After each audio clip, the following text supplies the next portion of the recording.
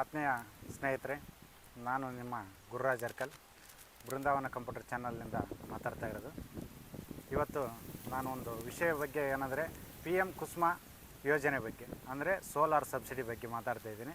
ಅದರ ಬಗ್ಗೆ full information ನಮ್ಮ ಆತ್ಮೀಯ ಸ್ನೇಹಿತರಾದ SS ನಾಯಕ್ರವರು, ರೈತರು, ಅವರಿಗೆ ಒಂದು ಅರ್ಜಿಯನ್ನು ಹಾಕಿಕೊಟ್ಟಿದ್ವಿ. ಅದರ ಬಗ್ಗೆ ಸಂಪೂರ್ಣವಾದ ಮಾಹಿತಿಯನ್ನು ನಾವು ಅಪ್ಲಿಕೇಶನ್ ಅಷ್ಟೇ ಹಾಕಿಕೊಟ್ಟಿದ್ವಿ ನಮ್ಮ ಬೃಂದಾವನ ಕಂಪ್ಯೂಟರ್ ವತಿಯಿಂದ. ಅವರು ಉಳಿದ ಮಾಹಿತಿಯನ್ನು ನಿಮಗೆ ಪರಿಚಯ ಮಾಡಿಸ್ತೀನಿ. ಉಳಿದ ಮಾಹಿತಿ ಏನೇನಿದೆ, ಯಾವ ಥರ ಆಗ್ತಾರೆ, ಯಾವ ಥರ ಇನ್ವೆಸ್ಟ್ಮೆಂಟ್ ಇದೆ, ಎಷ್ಟು ಪರ್ಸೆಂಟೇಜ್ ಸಬ್ಸಿಡಿ ಬಂತು, ಅದರ ಬಗ್ಗೆ ಎಲ್ಲ ಸಂಪೂರ್ಣ ಮಾಹಿತಿಯನ್ನು ಈ ವಿಡಿಯೋದಲ್ಲಿ ಕೊಡ್ತೀನಿ. ಅವ್ರ ಜೊತೆ ನಾನು ನಮಸ್ತೆ ಫ್ರೆಂಡ್ಸ್, ನಮ್ಮ ಆತ್ಮೀಯರಾದಂಥ SS ನಾಯಕ್ ರೈತ. ಥ್ಯಾಂಕ್ ಯು ಗುರು ಅವರೇ. ನೀವು ಅಪ್ಲಿಕೇಶನ್ ಹಾಕಿ ಕೊಡಿಸಿ ಒಳ್ಳೆ ಕೆಲಸ ಮಾಡಿದ್ರೆ, ಯಾಕಂದರೆ ಇದ್ರ ಬಗ್ಗೆ ನಮಗೆ ಮಾಹಿತಿ ಇರಲಿಲ್ಲ. ಈ ಅಪ್ಲಿಕೇಶನ್ನು ನೀವು ಹಾಕ್ಕೊಟ್ಟಿಂದ ನಾವೇನು ಮಾಡಿದ್ವಿ ಅಂದರೆ ಫಾಲೋಅಪ್ ಮಾಡಿದ್ವಿ. ಓಕೆ, ಯಾಕೆ ಹೆಂಗೆ ಫಾಲೋಅಪ್ ಮಾಡಿದ್ವಿ ಅಂದರೆ, ಅದರಲ್ಲಿ ವೆಬ್ಸೈಟ್ದಲ್ಲಿ ನೀವು ಹೇಳಿದ್ರಿ ಇದೇ ಥರ ಫೋನ್ ನಂಬರ್ ಹಾಕಿ ಲಾಗಿನ್ ಮಾಡಬೇಕು. ಅದು ಲಾಗಿನ್ ಆಗಿಂದ OTP ಬರ್ತೈತೆ. OTP ಬಂದಿಂದ ಅದನ್ನು ಲಾಗಿನ್ ಆಗಿಬಿಟ್ಟು ಎಲ್ಲೆಲ್ಲಿ ಪ್ರೊಸೆಸ್ ಇದೆ ಅಂತಂದು ನೀವು ಹೇಳ್ದಂಗೆ ನಾವು ಅದನ್ನ ಪ್ರೊಸೆಸ್ ಮಾಡಿದ್ವಿ. ನೀವು ಹೇಳಿದ ತಕ್ಷಣ ನಾವೇನು ಮಾಡಿದ್ವಿ, ಅದು ಏನಂದರೆ ಕೇಬಿಲಿಂದ ವಿಸಿಟಿಂಗ್ ಅಂತಿತ್ತು. ಆ ಲೈನ್ ಮನ್ಸ್ ಏನು ಬಂದು ಕೇಸಿ ನಮ್ಮ ಫೋಟೋ ತಗೊಂಡ್ರು. ಏನಂದರೆ ನಮ್ಮ ಲ್ಯಾಂಡ್ದಾಗ ಬೋರ್ವೆಲ್ ಇದೆ ಇಲ್ಲ ಅಂತ ಕನ್ಫರ್ಮ್ ಮಾಡಿ ಅವ್ರು ಲೈನ್ ಕರೆಕ್ಟ್ ಇಲ್ಲಿ ಸಪ್ಲೈ ಇದೆ ಇಲ್ಲ ಅಂತ ನೋಡಿದ್ರು. ಆಮೇಲೆ GPS ಮಾಡಿ ಇಲ್ಲಿ ಕೊಡ್ಬೋದು ಅಂತ GPS ಫೋಟೋ ಹಾಕಿದ್ರು. ಆ ನಂತರ ನೆಕ್ಸ್ಟ್ ಏನು ಮಾಡಿದ್ರು ಅಂದರೆ ಅವರು ಅಲ್ಲಿಂದ ಫೋಟೋ ಅವರು GPS ಫೋಟೋ ಹಾಕಿಂದ ಅವ್ರು ಏನಾಗುತ್ತೆ, ನೆಕ್ಸ್ಟ್ ಪ್ರೋಸೆಸ್ ಬರ್ತೈತೆ. ಅಲ್ಲಿ ನೆಕ್ಸ್ಟ್ ಪ್ರೋಸೆಸ್ ಏನಂದರೆ ನಾವು ಯಾವ ಕಂಪ್ನಿ ಹಾಕಿದ್ರಿ, ನೀವು ಕಂಪ್ನಿ ಹೇಳಿದ್ವಿ ನಾವು ಒಂದು ಕಂಪ್ನಿ. ಆ ಕಂಪ್ನಿ ಡಿಸ್ಟ್ರಿಬ್ಯೂಟರ್ ಏನು ಮಾಡ್ತಾರೆ, ಸರ್ ಇದು ಅಪ್ಲಿಕೇಶನ್ನು ನಮ್ಮ ಕಂಪ್ನಿಗೆ ಹಾಕಿದ್ದಾರೆ ಇವರು ಅಂತಂದು ಅವ್ರು ಕಾಲ್ ಮಾಡಿ ಬಂದುಬಿಟ್ಟು ನಮ್ಮ ಸೈಟಿಗೆ ವಿಸಿಟ್ ಮಾಡಿದ್ರು. ಎಷ್ಟು PT ಡೀಪ್ ಇದೆ, ನೀರು ಎಷ್ಟಿದೆ, ಎಷ್ಟು HP ಬೇಕು ಅಂತ ನಾವು ಮೆನ್ಷನ್ ಮಾಡಿದ್ವಿ. ನೀವು ಆ ಟೈಮ್ದಲ್ಲಿ ಏನು ಮಾಡಿದ್ರಿ ಅಂದರೆ 5 HP ಅಂದ್ಬಿಟ್ಟಿದ್ದೀವಿ ನಾವು. ಆ್ಯಕ್ಚುಲಿ 5 HP ಜಾಸ್ತಿ ಮಾಡ್ಕೋಬೋದು, ಯಾಕಂದರೆ ಅಪ್ಲಿಕೇಶನ್ ಹಾಕಿಂದ ಕೂಡ ಅವ್ರೇನು ಡಿಸ್ಟ್ರಿಬ್ಯೂಟರ್ ಬರ್ತಲ್ಲ ಆ ಟೈಮ್ದಲ್ಲಿ ಚೇಂಜ್ ಮಾಡೋಕೆ ಆಪ್ಷನ್ ಇತ್ತು. ಓಕೆ, ನಾವು 5 HP ಹಾಕಿದ್ದೀವಿ. ಇವಾಗ ಇದು ಎಷ್ಟು HP ಇದೆ? ಇದು 5 HP ತೊಗೊಂಡಿದ್ವಿ. ಇನ್ನೊಂದು ಕಡೆ ಹಾಕಿದ್ರಲ್ಲಿ ನಾವು 700 HP ಮಾಡಿದ್ವಿ. 5 HP ಇದ್ದು 700 HP ಮಾಡ್ಕೊಂಡ್ವಿ. ಈಗ 5 HP ಮೋಟ್ರ ಟೋಟಲ್ ಈ ಸಟ್ ಏನು ಕಾಣ್ತಿದಲ್ವಾ, 5 HP ಮೋಟ್ರ. 5 HP ಅಂದರೆ ಈಗ ನಾವು ಕರೆಂಟ್ ಯೂಸ್ ಮಾಡೋದಕ್ಕೂ ಸೋಲಾರ್ ಯೂಸ್ ಮಾಡೋದಕ್ಕೂ ಏನು ವ್ಯತ್ಯಾಸ ಇದೆ ನಿಮ್ಗೆ? ವ್ಯತ್ಯಾಸ ಬಂದುಬಿಟ್ಟು ಯೂಸಬಿಲಿಟಿ ಡ್ಯೂರೇಷನ್ ಏನಂದರೆ, ಕರೆಂಟಲ್ಲಿ ಆದರೆ ಗೌರ್ಮೆಂಟ್ ಆಸ್ ಪರ್ ಇದ್ರ ಪ್ರಕಾರ 7 hours ಕರೆಂಟ್ ಇದೆ. 7 hours-ಅಲ್ಲಿ 1 hour ಹಿಂಗಾದ್ರೂ ಕಟ್ ಮಾಡ್ತಾರೆ.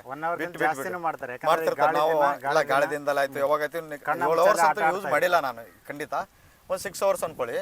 6 hours ಅಂದ್ರೆ ಕೂಡ ಇದೇನಾಗುತ್ತೆ ಡ್ಯೂರೇಷನ್, ಇದು ಲಾಂಗ್ ಡ್ಯೂರೇಷನ್. ಅಂದರೆ ಬೆಳಗ್ಗೆ ನಾವು 6:30 7 ಗಂಟೆಗೆ ಸ್ಟಾರ್ಟ್ ಮಾಡಿದ್ರೆ ಅಂತ ತಿಳ್ಕೊಳ್ಳಿ, ಅಪ್ ಟು 5 ಗಂಟೆವರೆಗೆ, ಅಂದರೆ 10 hours ಕಂಟಿನ್ಯೂ ನಾನು ಕೆಲಸ ಮಾಡ್ತಿದ್ದೀನಿ ಇದರಲ್ಲಿ. ನೀರು ಬಿಡೋಕ್ಕೆ ಕಾರಣ ಅಂದರೆ 10 hours ಸಪೋರ್ಟಿಂಗ್ ಸಿಗುತ್ತೆ.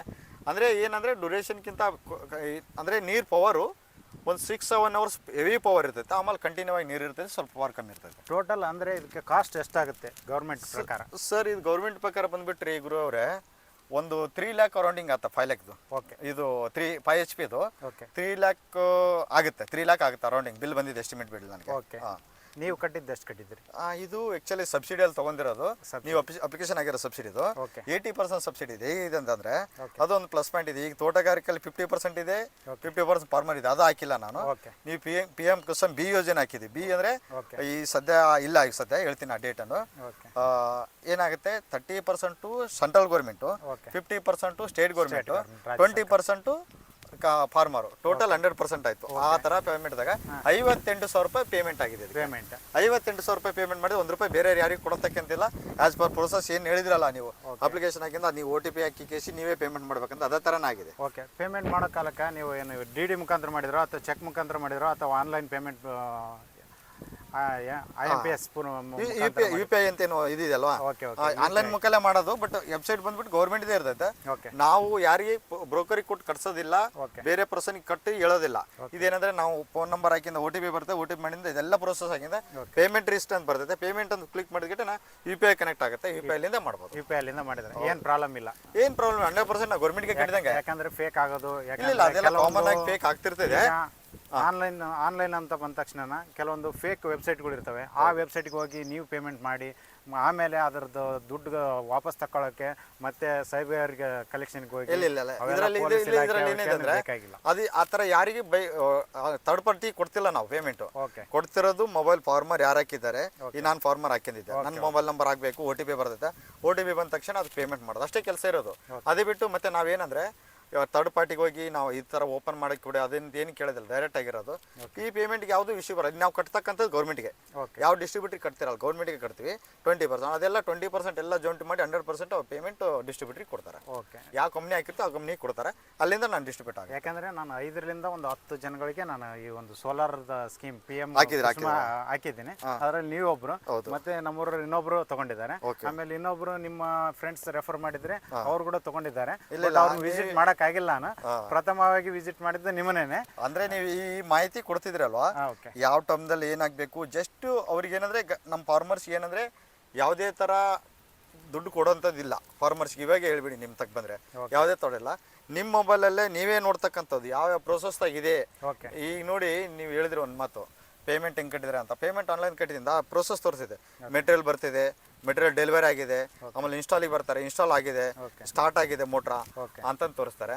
ರನ್ ಮಾಡ್ಬೋದು ಅಂತ ನಾವು ಹೇಳಿದ್ವಿ.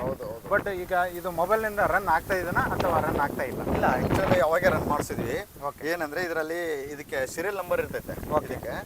ಇದು ಸೀರಿಯಲ್ ನಂಬರ್ ಇರುತ್ತೆ. ಇಲ್ಲೇ ಜಸ್ಟ್ ನೋಡಿ ಈ ಬಟನ್ ಇದೆ, ಆನು ಆಫು. ಇತ್ತಾಗ ಮಾಡಿದ್ರೆ ಆನು, ಇತ್ತಾಗ ಮಾಡಿದ್ರೆ ಆಫು, ಇಷ್ಟೇ ಇರೋದು. ಜಸ್ಟ್ ಆನ್ ಆಫ್ ಬಟನ್ ಹೊರಗಡೆ ಕೊಟ್ಟಿದ್ದಾರೆ. ಇದನ್ನೇ ಸ್ಮಾರ್ಟ್ ಕನೆಕ್ಷನ್ ಮಾಡಬೇಕು. ಒಂದು ಅಪ್ಲಿಕೇಶನ್ ಬರ್ತೈತೆ ಇಲ್ಲಿದೆಲ್ಲ, ಈಜನ್ ಅಂತ ಒಂದು ಅಪ್ಲಿಕೇಶನ್ ಬರುತ್ತೆ ಕಂಪ್ನಿದು. ಈ ಅಪ್ಲಿಕೇಶನ್ ಹಾಕಬೇಕು. ಆಮೇಲೆ ಸೀರಿಯಲ್ ನಂಬರು, ಫಾರ್ಮರ್ ಹೆಸರು ಅದೆಲ್ಲ ಇರ್ತೈತೆ. ಅದನ್ನೆಲ್ಲ ಲಾಗಿನ್ ಮಾಡ್ಕೋಬೇಕು ನಾವು. ಲಾಗಿನ್ ಮಾಡಿ ಕಂಪ್ನಿ ಕಸ್ಟಮರ್ ಕೇರಿಗೆ ಮಾಡ್ಕೇಸಿ ಹೇಳಿದ್ರಪ್ಪ ಅಂದ್ರೆ ಅವಾಗ ಇದನ್ನ ಆಕ್ಟಿವೇಶನ್ ಮಾಡಿಕೊಡ್ತಾರೆ. ಇದು ನೀವು ಹೇಳ್ದಂಗೆ ಆಕ್ಟಿವೇಶನ್ ಆಗಿದೆ, ಮೊಬೈಲಲ್ಲಿ ಆಪ್ರೇಟ್ ಮಾಡ್ತಿದ್ದೀವಿ ನಾವು. ಆನಂತರ ಇನ್ನೊಂದು ಏನಂದ್ರೆ ಇದಕ್ಕೆ ಪ್ಲಸ್ ಪಾಯಿಂಟ್ ಹೇಳ್ಬೇಕಾದ್ರೆ 5 ವರ್ಷ ರೀಚಾರ್ಜಬಲ್ ಇದೆ. ಈ ಸಿಮ್ ಹಾಕಿದ್ದಾರೆ ಅಂತ ಹೇಳಿದ್ರೆ ಈ ಸಿಮ್ ಯಾವ್ದಿದೆ ಗೊತ್ತಿಲ್ಲ ನನಗೆ, ಓಪನ್ ಮಾಡಿ ನೋಡಿಲ್ಲ. 5 ವರ್ಷ ಇರ್ತೈತೆ. 5 ವರ್ಷದಲ್ಲಿ ರೀಚಾರ್ಜ್ ಫ್ರೀ. ಜಸ್ಟ್ 200 ರೂಪಾಯಿ ತಿಂಗಳು ಅನ್ಕೊಳ್ಳಿ, ಎಷ್ಟಾಗುತ್ತೆ? 1 ವರ್ಷಕ್ಕೆ 2400 ಆದದ್ದು. ನನ್ನ ಪೈಸಾ ಅಂದರೆ 54,000 ರೂಪಾಯಿ ದೊಡ್ಡದಲ್ಲ, 20,000 ರೂಪಾಯಿ 30,000 ರೂಪಾಯಿ ರೀಚಾರ್ಜೇ ಉಳಿದ್ಬಿಡ್ತದೆ 5 ವರ್ಷದಲ್ಲಿ. ಮೊಬೈಲಲ್ಲಿ ನಾವು ಎಲ್ಲಾದ್ರೂ ಕುಂತ್ಕೊಂಡು ನಮ್ಮಲ್ಲಿ ನೆಟ್ ಇರಬೇಕು, ಮೊಬೈಲಲ್ಲಿ ನೆಟ್ ಇದ್ರೆ ಸಾಕು, ಅಲ್ಲೇ ಆನ್ ಮಾಡ್ಬೋದು, ಆಫ್ ಮಾಡ್ಬೋದು. ಅಷ್ಟಿದೆ. ಅಂದರೆ ಆ್ಯಪ್ ಪ್ಲೇಸ್ಟೋರ್ನಿಂದ ಡೌನ್ಲೋಡ್, ಪ್ಲೇಸ್ಟೋರ್ದಲ್ಲಿ ಮಾಡ್ಬೋದು. ಆಮೇಲೆ ಐಫೋನ್ ಇದ್ದರೂ iOS ಡೌನ್ಲೋಡ್ ಮಾಡ್ಬೋದು. ಮೊಬೈಲ್ ಏನು ಯೂಸ್ ಮಾಡ್ತಾ ಅದಕ್ಕೆ ತಕ್ಕಂಗೆ ಅಪ್ಲಿಕೇಶನ್ ಮಾಡಿದ್ದಾರೆ, ಚೆನ್ನಾಗಿ ಯೂಸ್ ಆಗ್ತಿದೆ. ಒಟ್ಟು ಕರೆಂಟಿನ್ಕಿಂತ ಸೋಲಾರ್ ಬೆಟರ್ ಅಂತ ನಿಮ್ಮ ಬೆಟರ್ ಆಪ್ಷನ್. ಅಲ್ಲಿ ಏನಂದ್ರೆ 6 ಅವರ್ಸ್ ಯೂಸ್ ಮಾಡಲಿ, ಇಲ್ಲಿ 10 ಅವರ್ಸ್ ಯೂಸ್ ಮಾಡ್ತೀವಿ. 4 ಅವರ್ಸ್ ಎಕ್ಸ್ಟ್ರಾ ಆಗುತ್ತೆ. ಇದಂದ್ರೆ ಈ ಕಂಟಿನ್ಯೂ ಆಗಿರ್ತದೆ, ಯಾವುದಕ್ಕೆ ತರ ಆನ್ ಆಗೋದು ಆಫ್ ಆಗೋದು ಇಲ್ಲ. ಒಂದು ಟೈಮ್ ನೀರಾಗಿ ಸ್ಟಾರ್ಟ್ ಮಾಡಿದ ಅಂತ ಕರಿ ಕಂಟಿನ್ಯೂ ಆಗಿ ಬರ್ತಾ ಇರ್ತದೆ, ಯಾವುದು ಪ್ರಾಬ್ಲಮ್ ಕ್ರಿಯೇಟ್ ಆಗಿಲ್ಲ. ಬಟ್ ಇದಕ್ಕೆ ಸರ್ವಿಸ್ ಬಂದ್ಬಿಟ್ಟು ನೋಡ್ರಿ, ನೀವು ಅದರಲ್ಲಿ ಮೆನ್ಷನ್ ಮಾಡಿದ್ರಿ ಅಂತ ಹೇಳಿದ್ರಿ 25 ವರ್ಷ ವಾರಂಟಿ ಅದೆಲ್ಲ ಹೇಳಿದ್ರಿ. ಈ ಪೆನಲ್ಗಳಿಗೆಲ್ಲ 25 ಇಯರ್ಸ್ ಇದೆ. ಆನಂತರ ಇದಕ್ಕೆ ಬಂದ್ಬಿಟ್ಟು 5 ವರ್ಷ ಇದೆ. ಈ ಸ್ಟಾರ್ಟ್ರು ಮತ್ತು ಮೋಟ್ರಿಗೆ ಈ ತರ ಯೂಸ್ ಮಾಡ್ಕೊಂಡಿದ್ವಿ.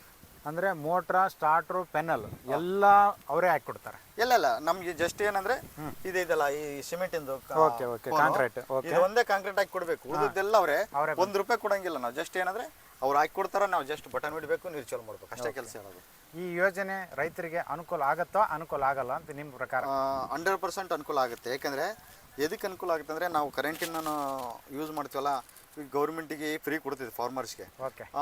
RR ನಂಬರ್ ತೆಗಿಬೇಕು, ಅದೆಲ್ಲ 30,000 40,000 ಆಗುತ್ತೆ. ಅದಕ್ಕಿಂತ ಬೆಟರ್ ಅಂದರೆ ಕರೆಂಟಿನ ಯೂಸ್ ಮಾಡೋದು ಬಿಟ್ಟು ನ್ಯಾಚುರಲ್ ಆಗಿ ಬರ್ತಕ್ಕಂಥ ಸೂರ್ಯಕಿರಣಗಳಿಂದ ನಾವು ಯೂಸ್ ಮಾಡಿದರೆ ಪ್ರಕೃತಿಲಿಂದ ಫ್ರೀ ಆಗಿ ಬರ್ತಿದೆ. ಗೌರ್ಮೆಂಟ್ ಮೇಲೆ ಭಾರ ಇರಲ್ಲ, ನಾವು ಸ್ವಾವಲಂಬಿ ಆಗ್ತೀವಿ. ಓಕೆ, ನಾವೀಗ ಸೋಲಾರ್ ಪ್ಯಾನಲ್ ನೋಡ್ತೀವಿ. ಈಗ ಸೋಲಾರ್ ನೀರು ಹೆಂಗ್ ಹೋಗಿತ್ತೆ ಅನ್ನೋದೊಂದು ವಿಡಿಯೋ ನೋಡಿ ತೋರಿಸ್ತೀನಿ ಸರ್. ಯಾಕಂದ್ರೆ ನೀರು ಸ್ಟಾರ್ಟ್ ಮಾಡಿದ್ದೀನಿ. ಇಲ್ಲಿಂದ ಒಂದು ಏನಂದ್ರೆ ಮೋಟ್ರ್ ಇಟ್ಟಲ್ಲಿಂದ ಒಂದು 100-150 ಫೀಟ್, ಇನ್ನೂ ಒಂದು ಅರ್ಧ ಕಿಲೋಮೀಟರ್ ಅನ್ಕೊಳ್ಳಿ, ಅಷ್ಟು ದೂರ ಪೈಪ್ಲೈನ್ ಇದೆ ನಂದು. ಯಾವ ಥರ ನೀರು ಬರ್ತಾ ಓಪನ್ ಮಾಡಿ ತೋರಿಸ್ತೀನಿ ನಿನಗೆ. ಮಂದಿಗೆಲ್ಲ ಡೌಟ್ ಇದೆ ಏನಂದ್ರೆ ಈ ಮೋಟ್ರ್ ಏನಿದೆ ಅಂತ. ಹಂಗೆ ಸ್ವಲ್ಪ ಮೋಟ್ರ್ ತೋರಿಸ್ಬಿಡ್ತೀನಿ ನೋಡಿ, ನೋಡ್ತೀನಿ. ಓಕೆ ಶಿವರಾಜ್ ಅವರೇ, ಇಷ್ಟೊತ್ತ ನಾವು ಸೋಲಾರ್ ಪ್ಯಾನಲ್ ನೋಡಿದ್ವಿ, ಇವಾಗ ಮೋಟ್ರ ನೋಡ್ತಾ ಇದ್ವಿ ಬಂದು. ಈ ಮೋಟ್ರ ಇನ್ಕ್ಲೂಡಿಂಗ್ ಅದೇ ಸ್ಕೀಮಲ್ಲಿ ಬಂದಿದೆ ಅಥವಾ ನೀವೇನಾದ್ರು ಸ್ವಂತ ರೊಕ್ಕ ಹಾಕಿ ಖರೀದಿ ಮಾಡಿ? ಇಲ್ಲ, ಇದು ಆ್ಯಕ್ಚುಲಿ ಅದೇ ಸ್ಕೀಮ್ದಲ್ಲಿ ಬಂದಿರೋದು. ಇದಕ್ಕೆ DC ಮೋಟ್ರ್ ಅಂತೀವಿ ನಾವು. ಓಕೆ, ಇದು ಏನಂದ್ರೆ ಸೋಲಾರಿಗೆ ಮಾತ್ರ ರನ್ ಆಗ್ತಿರೋದು, ಸೋಲಾರ್ ಬರಲ್ಲ, ಮತ್ತೆ ಕರೆಂಟಿಗೆ ಬರಲ್ಲ.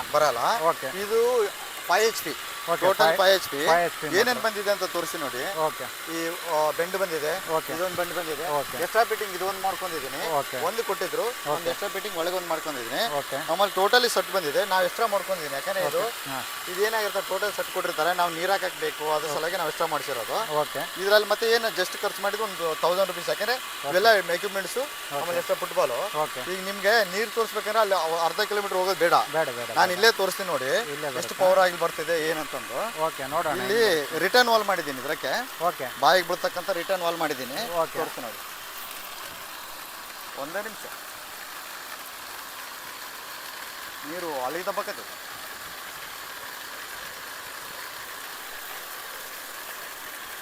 ಅಲ್ಲಿ ನೋಡಿ ತೋರಿಸ್ತಾನೆ ಎಷ್ಟು ನೀರು ಬರ್ತಾನೆ ನೋಡಿ ಗುರಣ್ಣ ಅದು. ಇಲ್ಲಿ ಬರ್ರಿ, ಇನ್ನೂ ಅರ್ಧ ನೀರು ಅಲ್ಲಿ ಹೊಂಟಿದೆ. ಓಕೆ, ಅಂದರೆ ಹಾಫ್ ಕಿಲೋಮೀಟರ್ ಇದೆಲ್ಲ ಓಕೆ, ನೀರು ಪ್ರೆಷರ್ ಹೊಂಟಿರ್ತೈತೆ.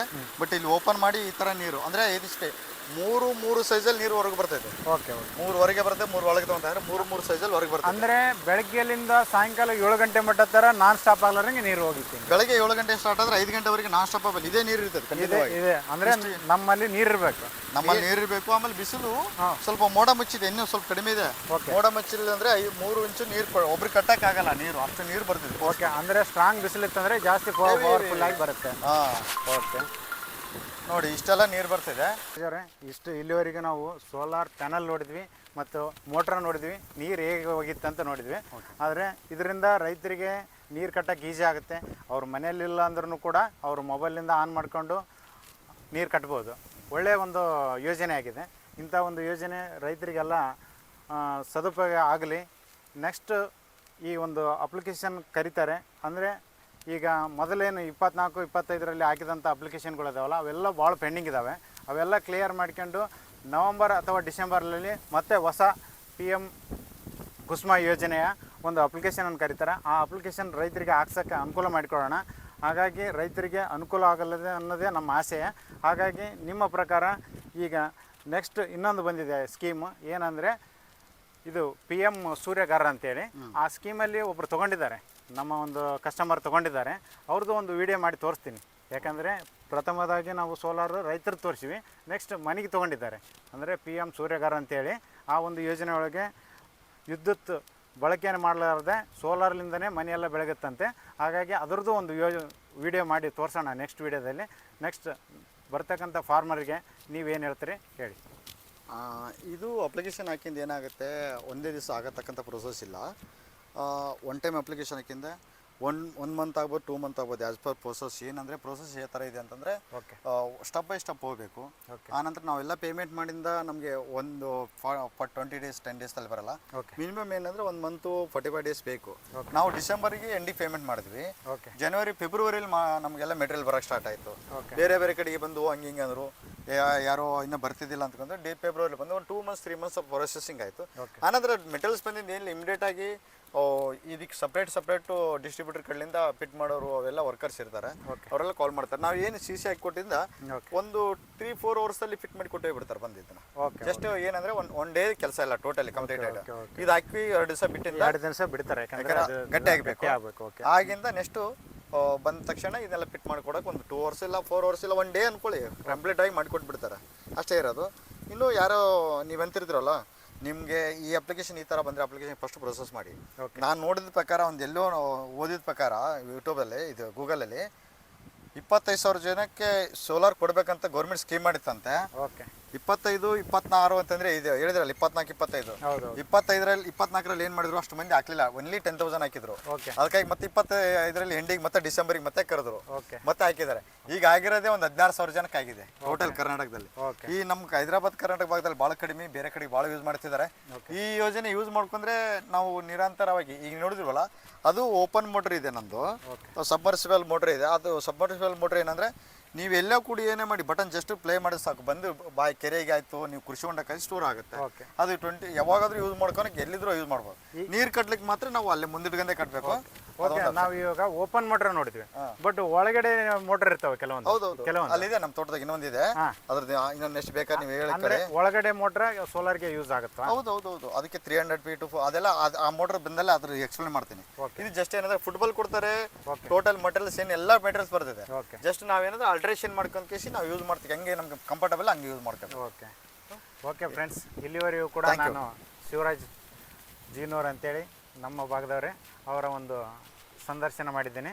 ನೆಕ್ಸ್ಟ್ ಬೃಂದಾವನ ಕಂಪ್ಯೂಟರ್ ಚಾನಲ್ನ ವೀಕ್ಷಕರು ಯಾರೇ ಇದ್ದರೂ ಕೂಡ ಮುಂದಿನ ಯಾವುದೇ ಒಂದು ಗೌರ್ಮೆಂಟ್ ಸಬ್ಸಿಡಿ, ಗೌರ್ಮೆಂಟ್ ಸ್ಕೀಮು, ಯಾವುದೇ ಒಂದು ಗೌರ್ಮೆಂಟ್ ಉದ್ಯೋಗ, ಯಾವುದೇ ರೀತಿಯಾಗಿ ಒಂದು ಯೋಜನೆಗಳು ಬಂದರೆ ನಾವು ನಮ್ಮ ಯೂಟ್ಯೂಬ್ ಚಾನಲಲ್ಲಿ ಅಪ್ಲೋಡ್ ಮಾಡ್ತೀವಿ. ಹಾಗಾಗಿ ಬೃಂದಾವನ ಚಾನಲನ್ನು ಸಬ್ಸ್ಕ್ರೈಬ್ ಮಾಡಿ, ಶೇರ್ ಮಾಡಿ. Thank you.